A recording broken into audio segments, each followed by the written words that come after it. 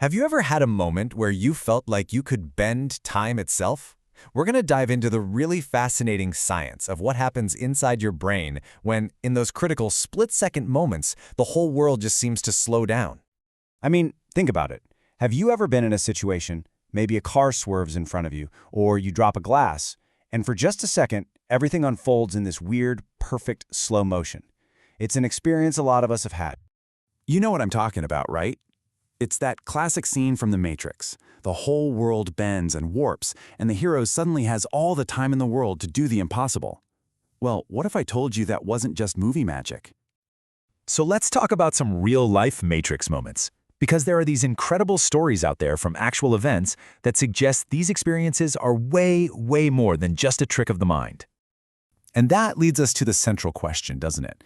Is this feeling just our brain playing tricks on us, kind of creating a story after the fact, or in that critical moment, is our actual perception of reality fundamentally changing? To really get to the bottom of this, we need to hear from people who've been pushed to the absolute edge. So let's get into some of these stories from the brink. We're talking about life-or-death accounts that are just unbelievable. Okay, first up is a police officer named Jim. It's 1983, and he rolls up to an armed robbery at a pizza place. He sees one of the robbers burst out the back door, firing a gun at another officer. I mean, it doesn't get much more high stakes than that. And this is how Jim described it. He said time didn't just slow down, it literally ground to a halt.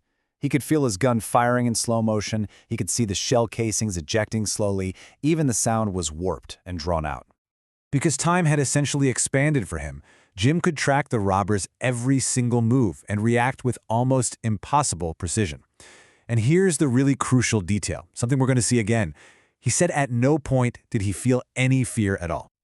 All right, let's jump to another story, this time with a guy named Bill. He's driving on a packed California highway, doing about 80 miles an hour. You know, a totally normal, but also potentially really dangerous situation.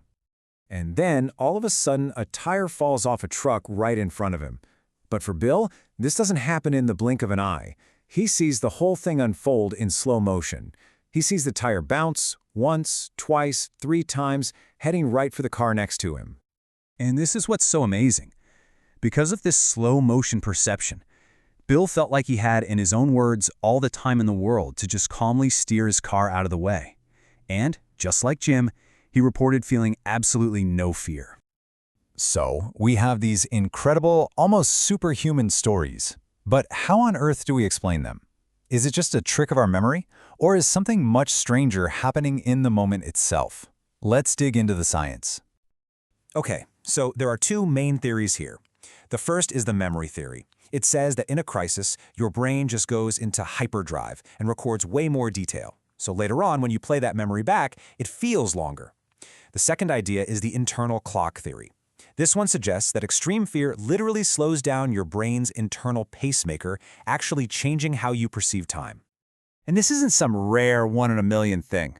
A study out of the University of Iowa found that more than 70%, 70, of people who'd had near-death experiences recalled this exact feeling of time slowing down. It's a pretty common response to extreme danger. But hang on a second. There's a really big problem with the memory theory. If it's just a more detailed memory you create after the event is over, how does that explain Jim and Bill being able to perform these incredibly complex actions during the event? A rich memory isn't going to help you dodge a bullet in real time. This leads us to a completely different and maybe a much more compelling explanation. What if this whole thing isn't about fear at all? What if it's about something that athletes and artists talk about all the time, the flow state? So what is a flow state? You probably know it as being in the zone. It's that feeling when you are so completely absorbed in what you're doing that everything else just melts away. You're operating at your absolute peak with this incredible energized focus. Now check out these characteristics: deep concentration, highly efficient performance, a heightened sense of mastery, and a lack of self-consciousness. Doesn't that sound exactly like what Jem and Bill were describing? Perfect performance, no inner voice panicking, just pure, focused action. So here's the kicker. Maybe the trigger isn't terror. You know, the normal fight-or-flight response is messy, it's panicked. This is the exact opposite. This is a state of incredible, high-performance focus that's only possible when fear is completely out of the picture. And if you accept that idea, it takes us beyond simple biology. It forces us to ask some much, much bigger questions about the nature of time itself. To really understand what's going on here, maybe we have to look past the usual explanations.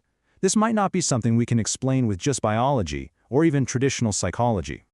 Instead, the author suggests the answer might lie at this very strange and fascinating crossroads where our consciousness meets the fundamental laws of the universe, the weird world of quantum physics. Which leaves us with this final, truly mind-bending question. What if this isn't just about our perception of time? What if, in these moments of ultimate focus, our consciousness is actually interacting with reality in a way that truly physically alters our experience of time? Now that is something to think about.